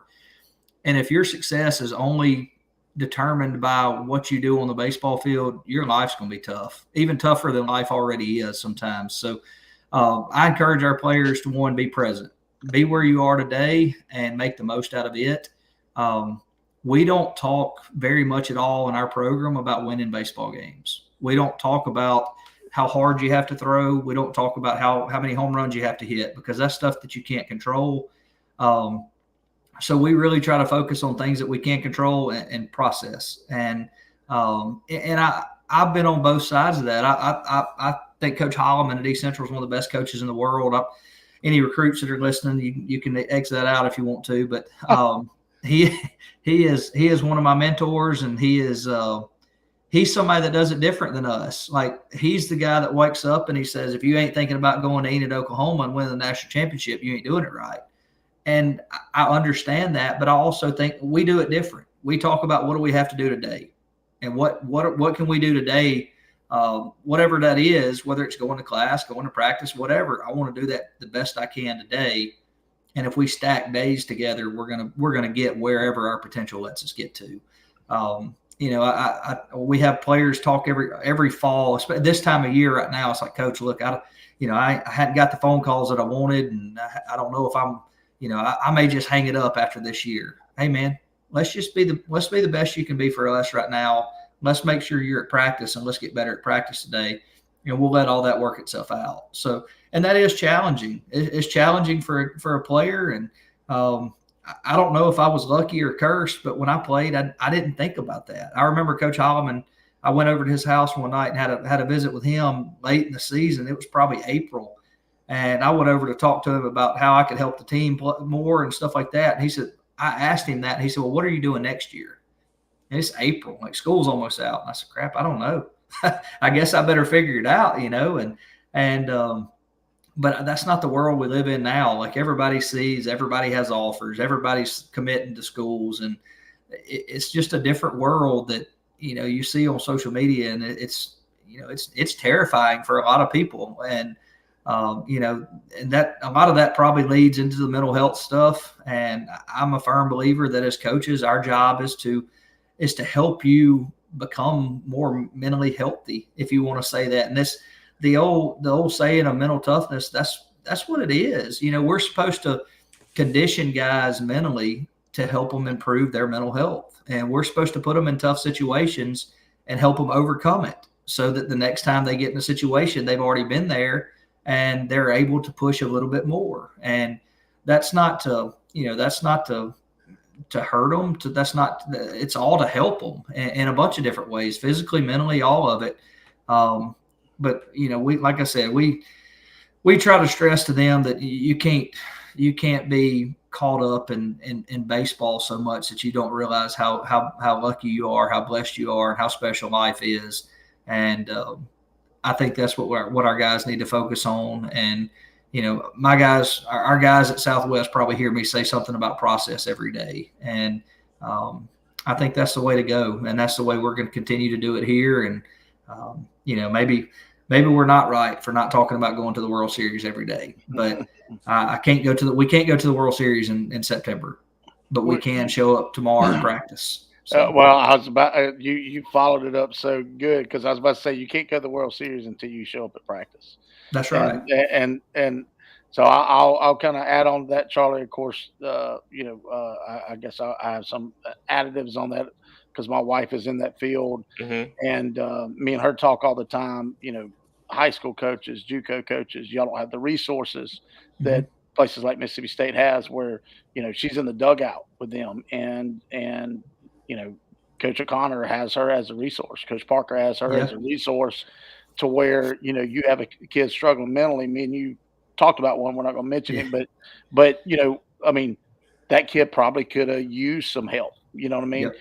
You have to be their mental health coach. You are their mental health. Am I right about that? Right. You are 100% right. And so I say that all the time is like, no, these places aren't going to get, I mean, there's just not enough money ever going to be there, especially now.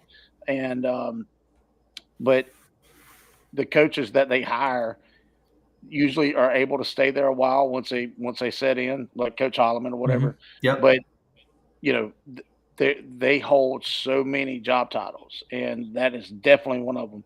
And my stepdad played at Faulkner State and then South Alabama, and Coach Larker, who was at Faulkner State for 40 something years. Forever, yeah. And like nobody knows where he is now, but I know where he is. He's in Montana on 1 acre or something.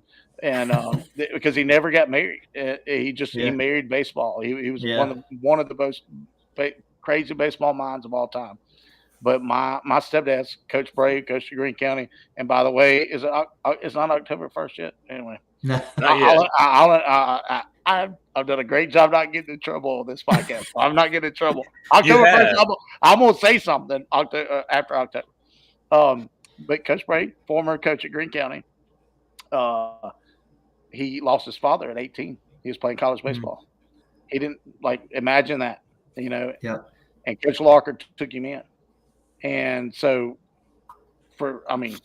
till this day, 40 years later, he looks at him he still goes to him if trouble in his life. He goes back to that coach. And I'm sure you've had players like that. And you've got coaches like that. Absolutely. And so, I tell my wife all the time, they don't get paid enough. Obviously. So, it's a thing. If you could tell my boss that'd be great. Yeah. And so, of course. We can tell your boss that. We can't make them do anything about it. You make them do anything about it. But hats off to you guys for that, because you do have to do that. You can't, your players can't go see somebody before they go to practice when they're struggling. No. Because you've got kids struggling. You got freshmen struggling. This is the hardest thing I've ever done in my life. It is. Wash my clothes. You got players go off the summer. I'm out of wash my clothes. I'm struggling. I've never ordered food for myself. There's all kind of different things, and people don't understand in this day and time, the pressure has gotten harder. They see everybody sign. Yeah, that's right. The anxiety is way more of not only do I got to go play college baseball, I got to do good so I can keep playing college baseball. Or I'm a failure, and you get all this stuff, and you have to deal with it. And I'm sure you got great assistants that help, but just hats off. I just wanted to say that because I knew where that question was going, and my wife's in it, and we deal with it every day. I was gonna say you might have known the person who requested the question. Already knew. Hey, we've got our soccer coach here. He just got his doctorate in sports psychology too, and awesome. he's the men's soccer coach. And we had a player this summer that had an issue, and he wanted to figure it out. And I got our. There's a thumb up. I hear you. That's the doctor. That's the doctor's thumb up. Yeah. Well, I had our soccer coach out there with him, let him throw a bullpen, and we hadn't seen this kid. All this stuff come up after we signed him, and he's up there throwing bullpens, and our soccer coach is just videoing him, and that's pretty much it at this point. And I have about as much of it as I could take. And I finally just go up. I said, "Hey, can I say something to him right now?" And he said, "Yeah." And I said, the first thing I said was, "Hey, what are you thinking?" And he said, "Well, I'm thinking, why am I throwing it to my arm side every time?" I said, "Why don't you think about where you're trying to throw it? Why don't you think about throwing it to your glove side? Because if what you think about your body is probably going to do." And our soccer coach was like, "You don't need me, dog. I'm going home." So he said, I'm going to go on home. We've done enough today." But that's dumbed down JUCO baseball, sports psychology, and what you think about, you're probably going to do. So yeah. Well, and that's one reason we're up here and we're staying up here. My wife, she played basketball. She works for volleyball. But she speaks baseball. So, and that was a massive thing. Once Lamonis was not a big fan of this. And, right. And I can say it now, he's gone, but once Justin Parker got her in there, once she's able to make those players realize, like, oh, she's just not some woman that, like, she can speak baseball, she knows it, and that helps. And just like you coming up and saying, hey, she's able to say stuff like that, and because that's our end goal. We want her, when she retires from the state, we're probably going to move to Arizona. She'll work with the pro team. We're baseball people, right? Right. And so, she's getting this experience here, but I'll have to send you her poster. You go look it up. Yeah. It's on Instagram. Last year was her first year to like have a season with a baseball team, and then it come to an end in Tallahassee, and she struggled with it. Yeah. And it's because how close she got with the players, and she's like, why is this hard? And I was like, baseball is harder than any other sport. Like when the season ends, it's so emotional. And so she wrote this beautiful thing. Of course, it was a reason she got a doctorate and I didn't, but great. Like I have it just in my phone. I just read it because she puts things in there about the reason baseball is played in series and the reason there's no time clock, and you never really think about that as a player, but it's good to kind of read back. I'll send it to you because I think you'll appreciate it. But yeah, absolutely. At the end of the day, that's why baseball people kind of come together and we're very passionate, and we can talk for literally an hour and a half now, but we could talk all day. When you go to those ABCAs or any conferences and you're around baseball people, and it's because it's so passionate, it's so emotional, it's so it comes into one, and when you love it, and you got players that love it, then good things happen, and you have to allow them to love it and not let the outside world, like you talked about, like winning a World Series. Don't let that get you. Enjoy the baseball. Enjoy this outing today. Enjoy being a part of a team. Yeah, and enjoy tomorrow. I got to wake up and go work out. It's going to suck, but look, me and you could tell them, like, I promise you, I wish our fat butts was still playing. Yeah, that's right. I wish I could go work out and like have a reason to. Yeah. Hey, I wouldn't be a real junior college baseball coach if I didn't take this opportunity to say, hey, look, if she ever gets tired of working at Mississippi State and y'all want to move to Summit, I can give you a dorm room, I can give you a meal ticket, and I can scratch up a little camp money for y'all. So, that's a heck of an opportunity there. So she's getting her private practice stuff built up. She don't really have as much time, but they do allow her to do private practice. So okay, me and you, and now you're doing your job as your husband. I see you. Well, and it's the way I look at it, it's kind of like lessons, That's right. Me and you will talk on the side of that, but no, it's pretty cool. I appreciate you bringing that up, but no, and trust me, bro. Look, I'd come and I'll throw BP all day. I promise you. I'm gonna be able to throw BP till I'm 80. I hear you. I hear you. So no, we'll make it happen. But man, it's been a pleasure. I know Charlie's got to work. He probably got to go to Jackson tomorrow. You got to get after it tomorrow. And I did, before we wrap it, Chancey, you sent me this picture, so I did want to throw it up there. And you mentioned you guys play in the largest stadium in the state, largest field in the state. How big? What are the dimensions of that? It's 330 down the lines, 395, I think, in center. But the gaps are what's so big. It's 370. I don't know how old that picture. I don't know how old that picture is. But we got better. We got better pictures than that now. That's all done now. But that was during construction. It kind of looks like it was. And I probably have no way to share. I have no way to share on here. I just looked on Google and stuff, but no, I mean, but that was you started upgrading once you got there. I know that. Because I usually come every year, at least during the fall or something. Not as much anymore. My folks, my team, Dom and Anthony, get to go take the guys down there, but at least we come once a year. So I know every year I'm like, dang, okay, they're doing some stuff, and it's a gorgeous campus. So I'll do a little plug. Gorgeous campus. It's a country campus. If you love deer hunting and stuff, you're not far from places to go do that. Small JUCO that's going to get after it. So any young.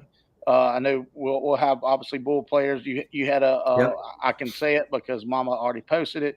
Hagen Floyd, is a former Bull, came and done a visit there. but we've got more coming.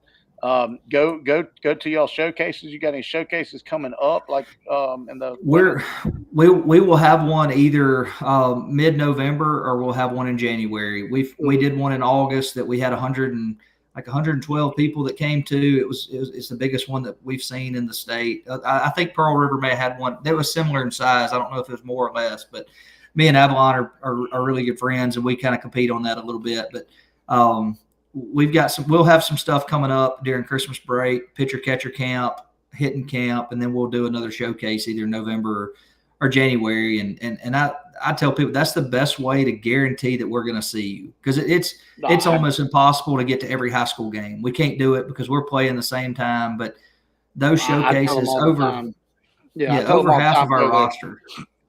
So that's actually, and I don't want to go down this whole road, but I do want to. So when people come to those showcases, you guys are actually paying attention. Yeah, 100%. Charlie and Jackson's hadn't got quite old enough for you to hear me say this, but like when kids call me all the time, should I go to this PG, this PBR, this, and no offense to any of them, I tell them, where do you want to go? And they tell me. Where do you think you can go? They tell me. Go to their showcases. Get on Twitter. They'll post them. They're going to be cheaper, and they will pay way more attention to you when you go to their showcases. That's right. And no offense to them, I'll promote them when they're on here, but I'm just saying, and those things matter. I think going to showcases, you understand where you are regardless. You see your competition not outside your high school. I think that's important. So important, because some kids think they're really good and they show up and they're like, bro, I gotta get better. So those are great, but especially you sophomores and juniors that are right there. I've got a kid, and I'm gonna text you afterwards. I don't know what you need for 26. I got a 26 that's been popping around this the end of summer and fall. Big kid, and he can catch. He can play third. He's at Kosciuszko. Yeah. And I know exactly who you're talking about. He came to our showcase. He's a good player. Yeah, that's right. Yeah, so that's right. Saw him yesterday coming down a lesson, and he went to Hines the other day. He hit a couple balls out, and I was like, just keep doing it. 46. Yeah. I was like, they'll call you. I promise you. You got a body that got to play, and so, but they know your name just like that. Like I didn't even have to say his name. You knew who I was talking about. So because he came to yours, That's right, and that's where it's so important. Like we can, if you're at our showcase, we can talk to you. We can throw you extra cuts if we want to. We can let you throw extra pitches. We are extremely blessed that we have TrackMan in our stadium. JUCOs don't have TrackMan, but we do. So we have. I see Braden Jones threw up "It's a Graveyard" about our stadium, but he didn't have any trouble hitting it out. But we have facilities at Southwest. The ball does not fly at all.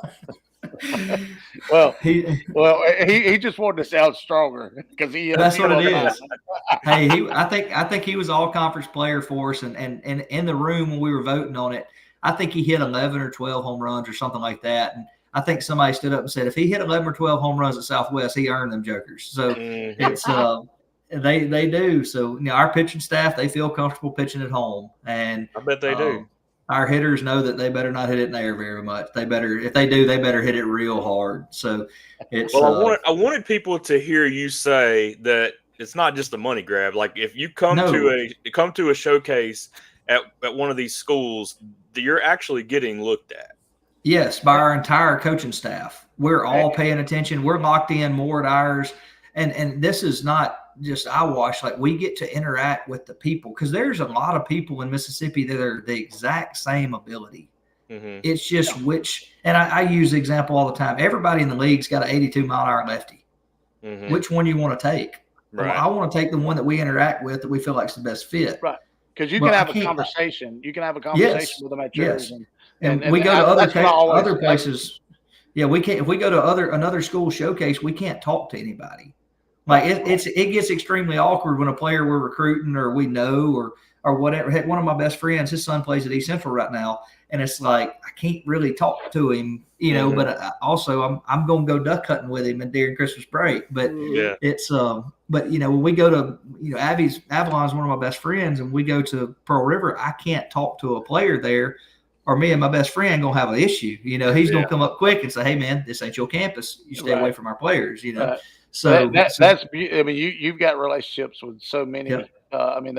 That's kind of, it sets you, and then, which I've got tons of respect for you, but it sets you on that where you understand this game and this recruiting thing as far as JUCO goes, and I think that sets you apart, and it's so cool. That's one reason you've done a good job at a place that struggled in the past, So that's awesome. Tell them usually. Another thing to add to the showcase, and we will end it. They're usually not that expensive. What do y'all usually charge? Like for we usually charge $100 for a showcase as long as you sign up at a decent time. Yeah. Like if you wait to the day of, we charge $125, but that's to get you to hurry up and sign up so we know how many kids we're dealing with. So we can set our times because what we do is we do like a pre-registration or early registration.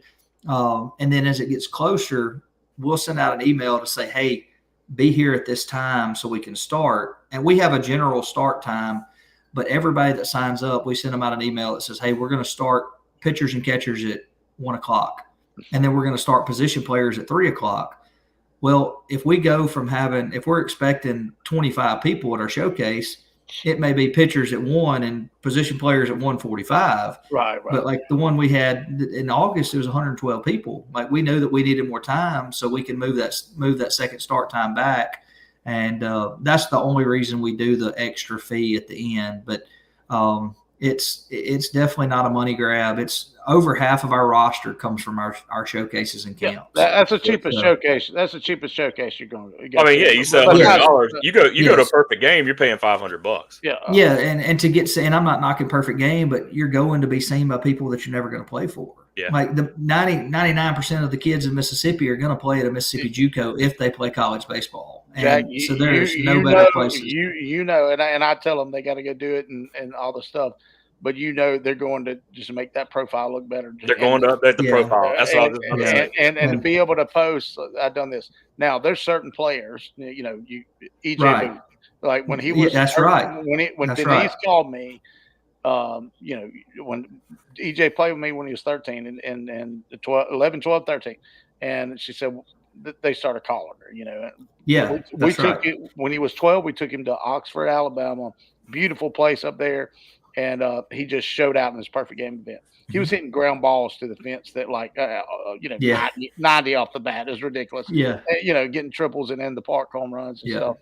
And so everybody in the country started calling him. And I said, Denise, if you can go. It's just going to cost money. But yes, by the time he gets 14, he's going to be getting recruited. He's too fast. He's too big. He's too strong. It's just, it's going to be there. And now we see, he's going to be. That's right. He's going to be a draft pick. Well, he's going to be the third Mississippi top 10 draft pick. That's right. In a row. Awesome. In a row. It is. It's awesome. And besides, I don't know Connor Griffin. I did follow him because he was just completely. He's doing amazing. pretty well right now. He's the best one I've ever seen. I think. Yeah. Minor league player of the year. Player of the year. Yes. Holy crap! So he's unbelievable work ethic, all the stuff. Yeah. But I got to have a part of JoJo and man, what a great. People think it's just freak talent and stuff like no. He takes way more ground balls than you, and he hits more than you. I promise you, every day, and he outlifts you every day. He outdoes you every day. I promise that's what you it takes. And he has talent. So that's right. When you add all that together, you get a first round pick, baby. That's right. But no, it's a beautiful thing. So young ones listening, what age usually you do 8th graders or you go 9th grade up? We open it up to 7th through 12th just because we get so much interest of people wanting to just get their feet wet in a showcase. We really start paying attention to them late in their 10th grade year, just to know, like we do recruiting a little bit different here. I think recruiting in JUCO in Mississippi is absolutely nuts at how early it happens. If you're not in our local area, we don't recruit you until after your junior year. Some people do it different, and that's fine. like I said, what do I know? But no, I know it has changed the last 3 years. It has. The last 3 years I've noticed. It started with Cannon Turner. Like they called him, and Avalon called him, but of course, he was in a situation where the transfer portal was affecting him and numbers, and so they had to go ahead and get these kids that they wanted. And Cannon called me and was like, "What do I do?" I said, "Dude, this is so early. This was his 10th grade summer." Yes. And I was like, dude, what? I don't even know. I mean, JUCO doesn't usually do this. I mean, and you're not D1 yet. I was like, you've got growing to do. You're going to be 6'5". It freaked me out. I was like, yes, I really don't know what to tell you, Yeah. And when you say local area, what do you mean as far as local area? Like basically Southwest Mississippi. Our guys that are right around us, we're like in the past 2 weeks, we've started bringing in some 2027 grads that are local.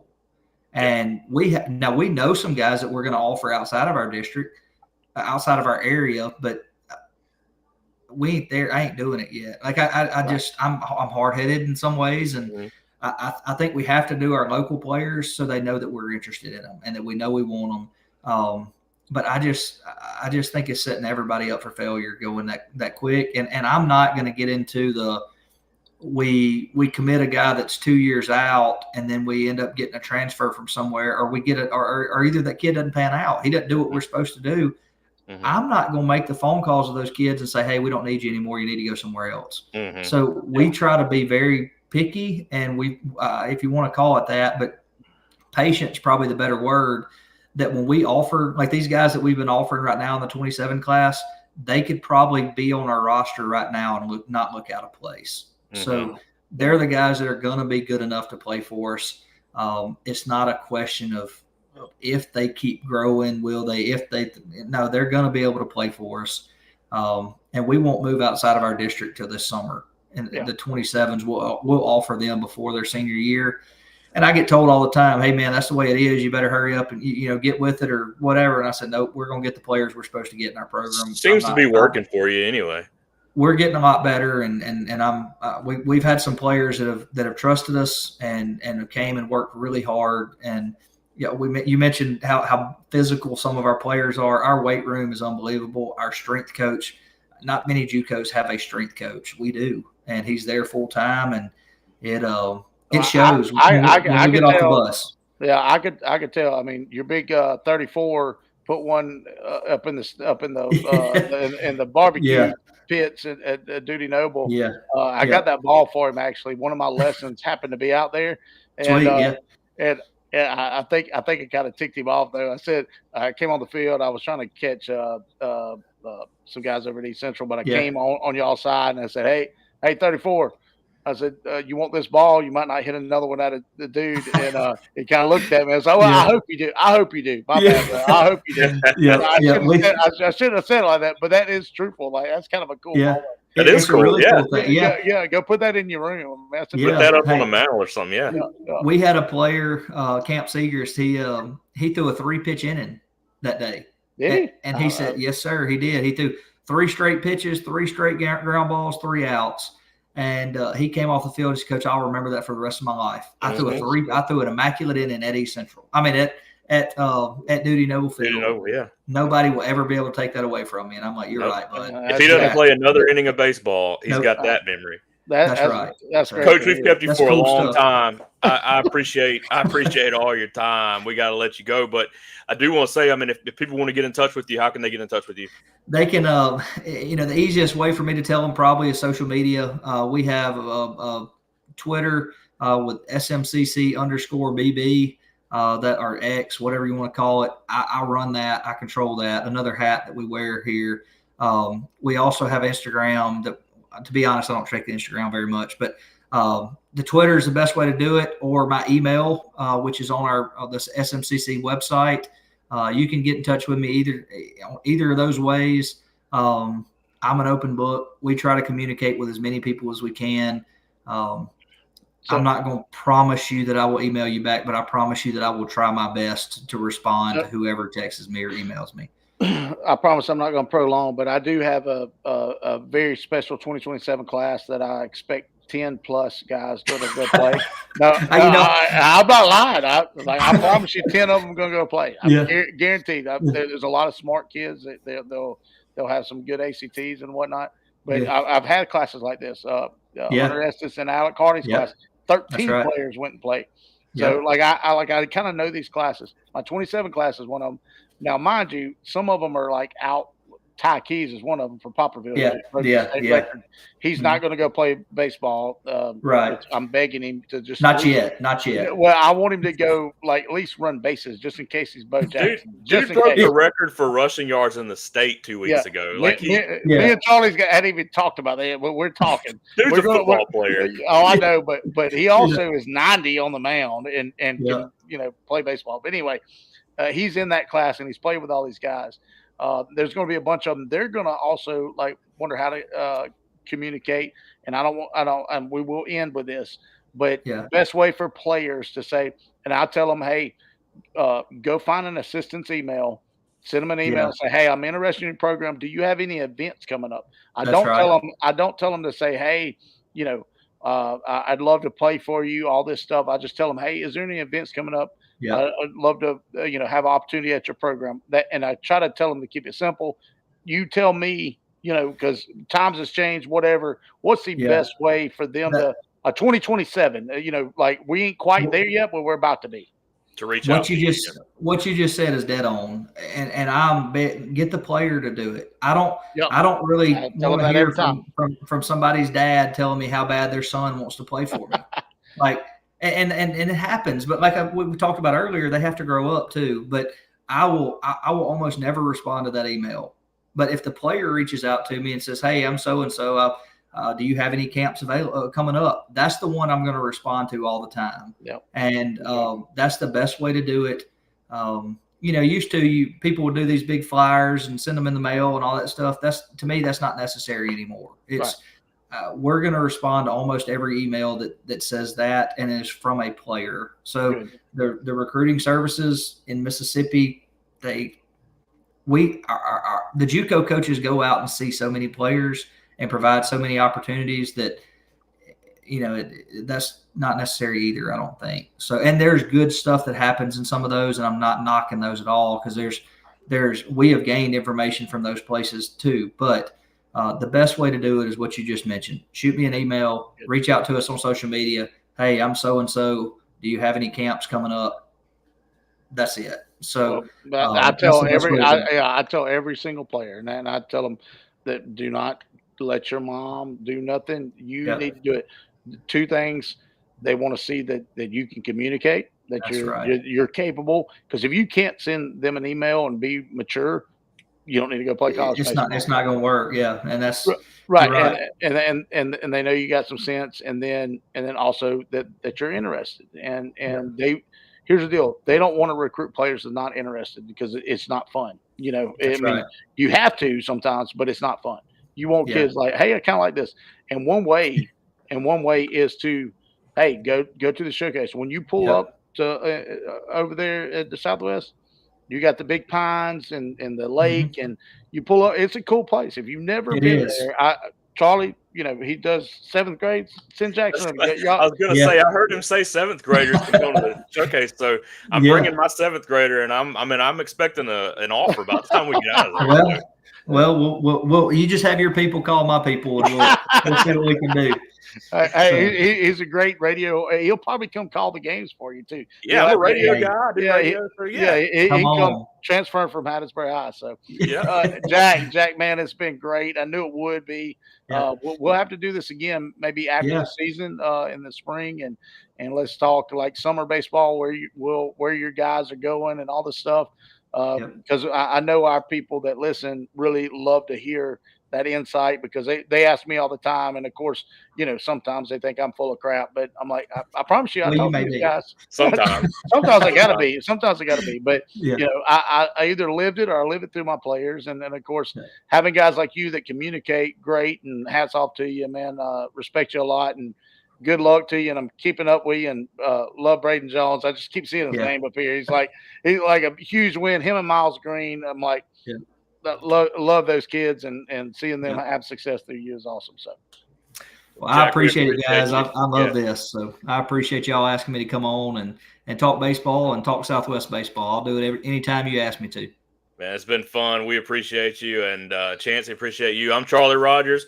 He's Chancey Rogers. We had Coach Jack Edmonsen, Southwest Mississippi Community College baseball on the show tonight. We appreciate all of you for sticking with us for almost 2 hours tonight. We went a long time. We will we'll be back hopefully next week and have another good show. Until then, thanks and good night.